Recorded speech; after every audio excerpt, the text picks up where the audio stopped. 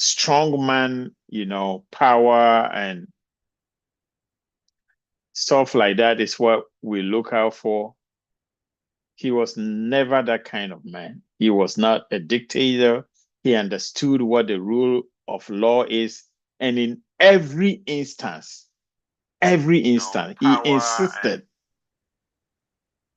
stuff like that is what we look out for. Because is coming back again. Yeah, I see what it is, but I've taken care of it. Okay, wonderful. So I want to reiterate that a country that does not know how to honor its heroes is not worth dying for. And for us to build a society that is based on democracy and the rule of law, I think that we should be talking about people like Kwame Nkrumah, uh, Dr. Hilla Limann, and also Dr. Buzia. Because even with my little disagreement with the great Dr. Nkrumah, the initial stages of his life as president and leader of Ghana was completely democratic.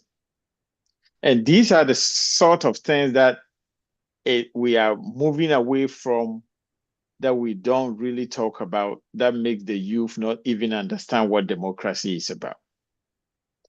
In the age of social media and information, or the information highway because of the internet, it is high time that we highlight those people who actually structured the foundations of our country towards the right way, even though they were not allowed to work. Right now, we have enough information to judge, let's say, former President Rawlings, former President Kufuor, former President Mahama, and present President, should I say, and former President Nana Addo Dankwa Akufo-Addo. We have enough body of works, body of information to judge these people, and we can sit down and say that these are the areas in which they were good, and these are the areas which need improvement. But for people like Dr. Kwame Nkrumah, Dr. Buzia, and Dr. Hilla Limann, we really don't have enough information to judge their work, especially Dr. Buzia and Dr. Hilla Limann. Right. But we have enough to be able to extrapolate and see if these people had been allowed to stay for their legitimate length of time, to be able to judge them. And I personally believe that Dr. Limann was done uh, an injustice by whoever brought up this idea of removing him from office, because the man really, really understood what democracy was. Are you And sure he as of now you don't understood. know who? Oh, I know. I'm just saying that. I'm just Uh, messing with you. yeah. But what I'm saying is that for the little that we know, and for the length of time that Dr. Hilla Imam was president, we as a country should honor his memory and his work by repeatedly going back to his legacy long before he became president, and even long after he became a former president, and he continued to actually advocate for democracy as we know it today. Yeah. And I one of hope. the things that I really like about him was the fact that he was championing human rights. He was an advocate for human rights, you know. He believed in the dignity of humanity, and he believed that whatever policies and whatever um, governance put in place should be concerned with the welfare of the people. Um, when you look at some of I'm trying to choose my words carefully. When you look at basically almost all the presidents we've had and head of states we've had, you realize a certain um, trend of gaining something from their tenure of office materially. And when you look at the I mean, I'm not saying they took it by force. Sometimes the state gives it to them. Sometimes by virtue of their position, they acquire stuff, um, not through illegal means. But when you look at the lifestyle of Dr. Hilla, you realize that he is different. You know, even the car he was driving after he was um, removed from office was not a pleasant one. You know, how I listened to some of the discussions by the kids and even how they grew up paying of school fees, who had to take care. And this man has served in the highest office of the land. He can't do any other job. He can't do any other job, you know, but he did not even go about with bitterness. I listened to one of his interviews. I think when he was trying to come back to lead the PNC um, during the Fourth Republic, when the Fourth Republic began, he decided to come back to lead the PNC, and he was being interviewed, and he was asked if he was bitter about the experiences he's been put through by the previous government. And he he laughed a little bit and said, bitterness will kill me. If I am bitter, I should be dying. But I don't want to die because I have a lot to give to this nation. So I don't know what you're talking about. I don't know bitterness. You know, and he asked the interviewer, have you ever heard me complaining about some of the things I'm going through? Or have you ever heard me talking about some of the things I'm going through?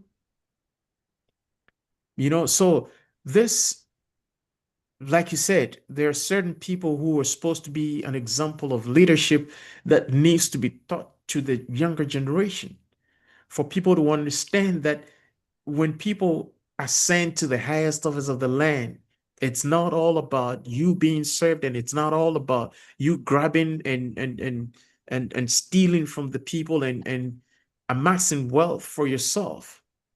When this Dr. Hillary man was overthrown, we saw his life. His life was playing out in the public. And it tells you this was a simple man who just wanted to do what he was born to do. He just wanted to serve his people. And from the things I hear, with the little research I did, even in his state of not having abundance, he was still looking for an opportunity to serve and help others. And so this kind of leadership is what we need to display, is what we need to teach to the younger generation, because what we see now is not leadership. The leaders we see now are not They okay. are politicians. The leaders we see now are not dispensing leadership. I think that's a very, very charitable Diplomatic. way of Yeah. putting it. They're not dispensing leadership. Well, let me explain this. When I say a leader is not dispensing leadership, all I'm saying is the fact that you're a leader does not mean you have leadership qualities. I always use food as an example. When you try to look for the definition of food, It tells you that it has to be a substance of nutrition to the body. Okay. So if I take something poisonous to my body and I started chewing on it and eating it and swallowing it, is that food? No, even though I'm eating it, but it's not food. So the fact that both has eaten does not mean they're both food. I'm eating poison, but I'm still eating. But I'm eating food, which I'm still eating, but this one is going to nourish my being. So there's a difference. So a leader can be a leader, but it's not dispensing leadership. That's why we say there's nothing like bad leadership. It's either a bad leader, but there's nothing like bad leadership. Leadership is leadership. Leadership simply means you serving your community and influencing your community with your gifts, period. Okay, so back to Dr. Hilla Limann. He did not even put his kids through the most expensive schools. You know, I was listening to one of his kids who said their dad was their teacher. He was the one who was teaching them at home. It gives me a concept of a father figure who wanted to translate that attitude and that concept to the national scene, being a father to the nation. You know, this is a man who did not subscribe to the killings that was going on around that time. As a matter of fact, some of the research I came across, if he had been that type of a person, Rollins wouldn't be alive. You know, but he believed in the humanity and the humanness of our community to the point that he believed in the laws of the land. Let the laws work. You know, so like you said, I believe just like you do that this man needs to be celebrated. He needs to be. I know I came across an information of, I believe it's a museum, if I'm not too wrong, or a library, something to that effect being built.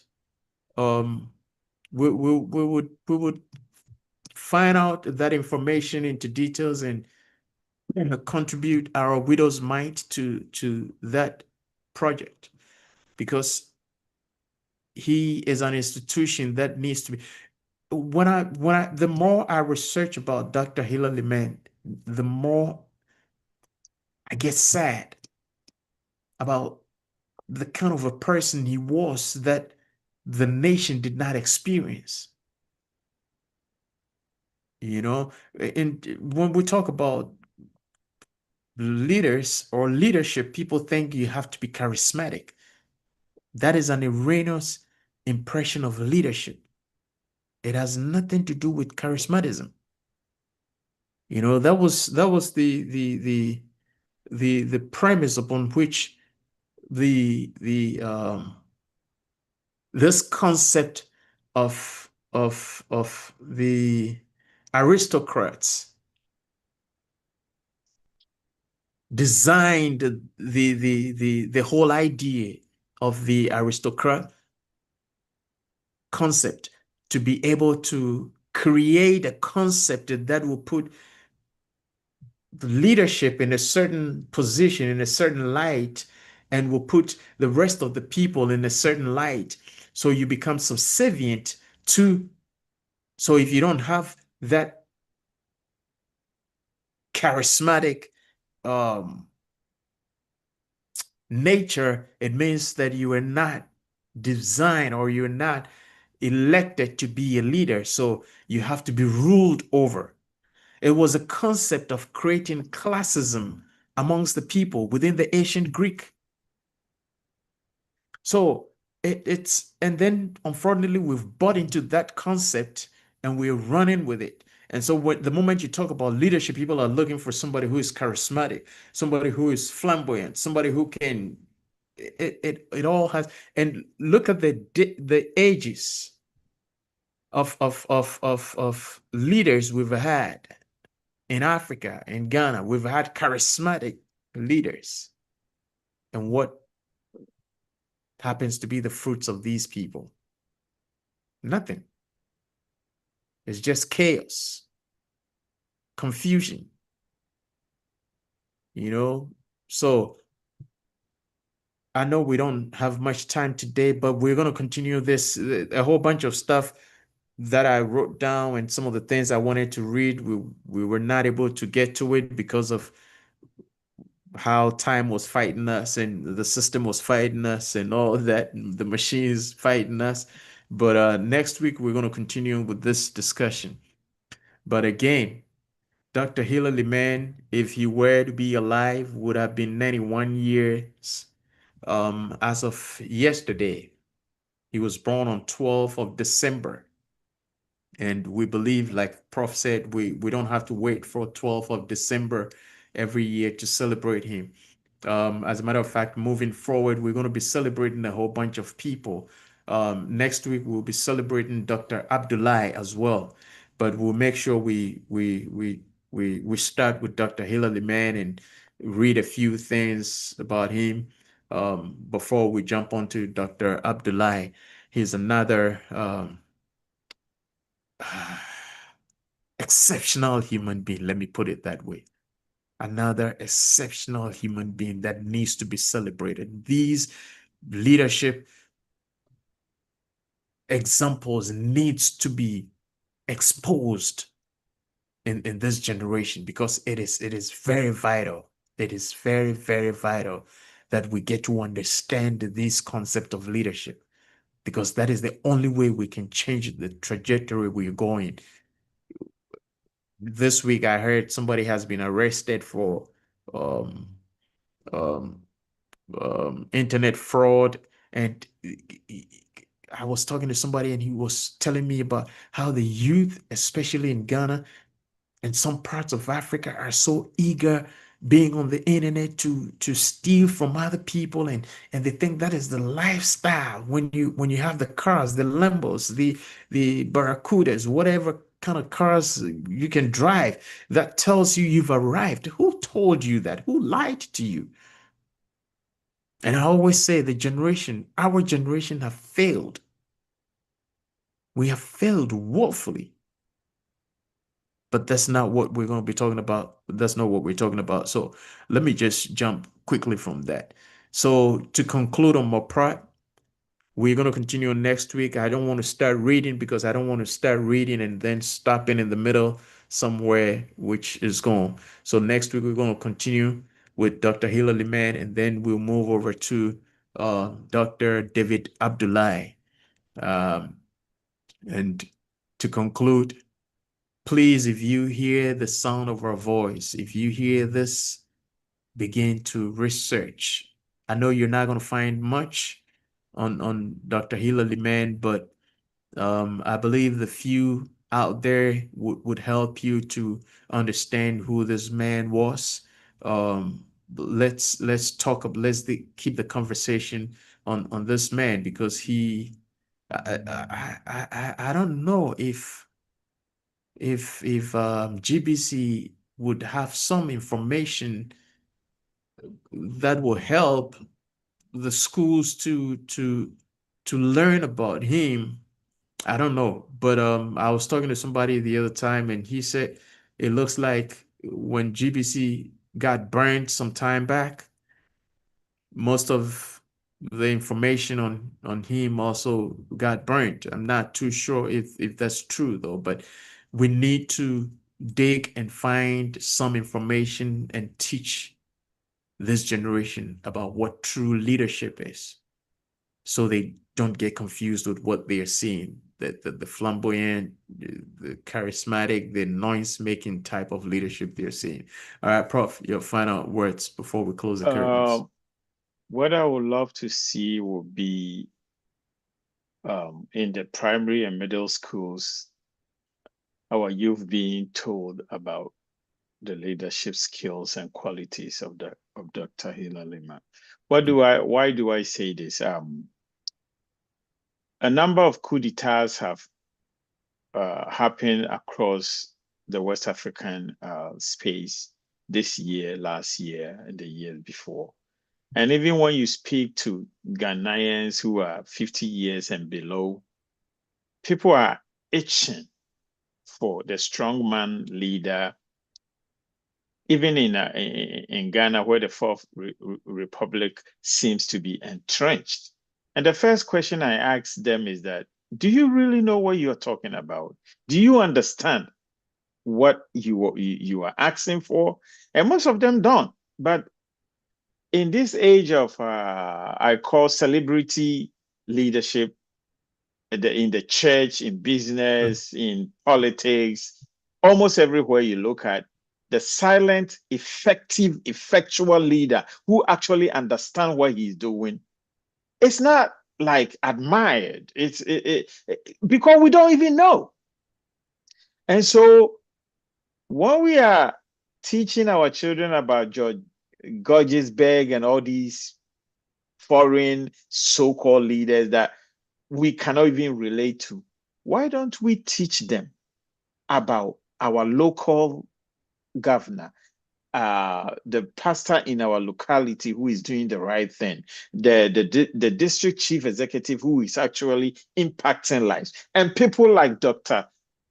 Limann, who actually is a leader and who has done his part for our people, so that when we grow, we can actually put these kinds of leaders against each other and see where we want to go. But if all that we know about is these flashy, flamboyant politicians, then of course our youth will aspire to become like the ones they are exposed to. And this is the reason why we need to expose them to people who have actually gotten the merit. And like I said before, a nation that does not honor its heroes is not worth dying for. And this man should be honored. Thank you. This man should be honored. On that note, we are going to close the curtains. And Prof touched on something very, very important and very sensitive, which one of these days we would have to take up that topic and treat it. The things you see, the things you hear, they influence your mind, they influence your thinking. And when your thinking is influenced, it affects the way you think. And when that is affected, it affects the way you act. And so we cannot blame this generation. We can't blame the younger generation for behaving the way they are behaving. It is because of what they saw or what they are seeing and what they are hearing that is making them behave the way they behave. On this note, thank you so much for being a part of Analyze This. Next week, we're going to continue with celebrating and honoring the life and legacy of His Excellency Dr. Hilla Limann, and we will continue with Dr. David Abdullahi next week. Thank you. My name is Nana Osei Bonsu Jr. of Africa International Organization and Serto Leadership International, and my co-hosts. Joy Wafrimpong, as always. Alrighty, we'll catch you on the flip side next week, same time. Bye-bye. Bye.